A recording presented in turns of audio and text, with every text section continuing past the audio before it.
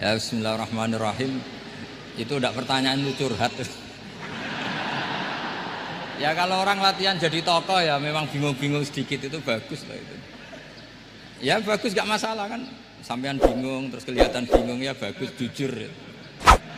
Ya kalau orang latihan jadi kiai, jadi bunyai ya memang begitu ya. Ya agak-agak bingung sedikit. Kalau sudah mapan kayak saya tidak pernah bingung, santai aja.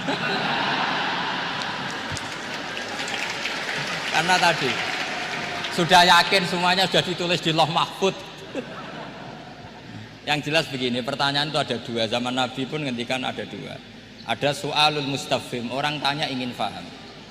Ada soalul muta'annid, tanya ingin mempersulit. Nah biasanya masyarakat juga dua tadi, ada tanya ingin tahu, ada tanya yang memang muta'annid. Muta'annid itu memojokkan kiai. Ya, saya pikir ini sudah dosen pasti tahu gelagatnya orang ini muta'annid apa mustafhim, memang benar-benar tanya apa mempersulit. Misalnya kita ketemu orang fasik ya ada dua, ada yang lugu apa ada yang enggak. Kalau yang lugu tanya caranya tobat, yang memang ingin tobat. Kalau yang enggak ya memang hanya muta'annid. Sehingga kata masyiatullah itu juga pernah dipakai orang kafir. Wa qala alladziina asyraku law sya'allahu ma asyrakna. Kata orang-orang musyrik, kalau kita digedaki Allah juga tidak melakukan musyrik. Tapi mereka ingin menjebak Nabi bahwa kamu yang kampanye tentang masyiah, berarti kita musyrik pun karena masyiah.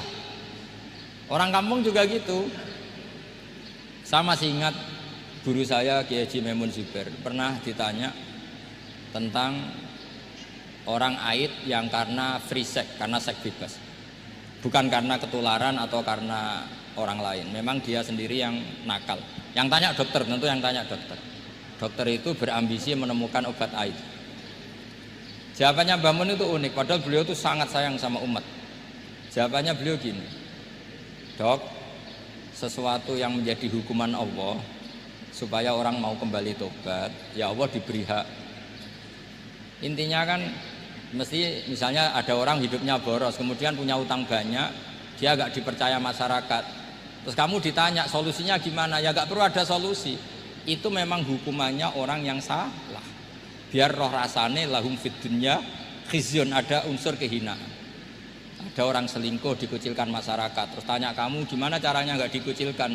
Ya Allah diberi hak untuk memberi hukuman. Begitu juga penyakit-penyakit yang karena kesalahan manusia. Allah harus kita beri hak untuk memberi apa? Hukuman. Meskipun berkali-kali kita memberi pintu apa? Tobat. Nah, biasanya juga gitu. Orang belajar itu wajib nggak? Kan wajib. Masyarakat tuh nggak mau belajar tentang agama. Kemudian karena nggak belajar, setiap ada masalah agama dia tidak bisa. Terus galau.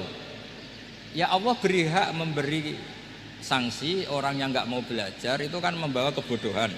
Kebodohan itu mesti zulumat, mesti kegelapan. Kegelapan menjadi kegalauan. Jadi misalnya ada mbak-mbak sampai perawan tua agak nikah atau kangkang sampai jaka tua agak nikah, tanya saya, Gus caranya nikah gimana? Itu keangkuhan kamu, wis ra ganteng pilih-pilih. Mesti harus gitu jawabnya.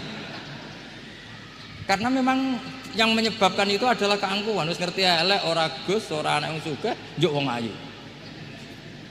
Lalu gak payu rabi itu karena keangkuhan apa karena apa coba? Nah itu zaman Nabi sudah gitu ya, ada soalu mustafimin, ada soalu muta'annidin. Terus ada beberapa masalah yang sebetulnya itu hukuman Allah. Saya itu merasa kaya, bahkan mungkin kategorinya kaya sekali, bukan karena materi saya banyak, enggak. Saya ini pengagum hadis atau riwayat lah, kalau kamu gak percaya itu hadis, karena muttorib. Wa'mal li akhiratika ka'annaka tamutu apa? Ghadan. Beramallah untuk akhiratmu seakan-akan kamu mati besok. Saya ini kan keceluk kiai gede, di 200.000 menurut saya itu banyak sekali. Wong urip nganti sesuk di 200.000 ini mewah menurut saya itu. Sampean kan enggak, wis ora kiai, goblok, bayangno urip nganti 10 tahun ke depan. Duit 2 juta ya kurang, 10 juta ya kurang. Padahal konsep kita itu kata Rasulullah atau kata ulama lah yang jelas itu. Ngamallah untuk akhiratmu seakan-akan mati besok. Maka hidup saya itu tenang sekali. Cara ada masalah, misalnya saya suatu saat sampean bully. Paling pikiranku dibully masyarakat, sesuk wis mati, sesuk wis ber. Sesok kok ijek urip, bayangno sesok meneh, sehingga aku nganggep punya masalah hanya sehari.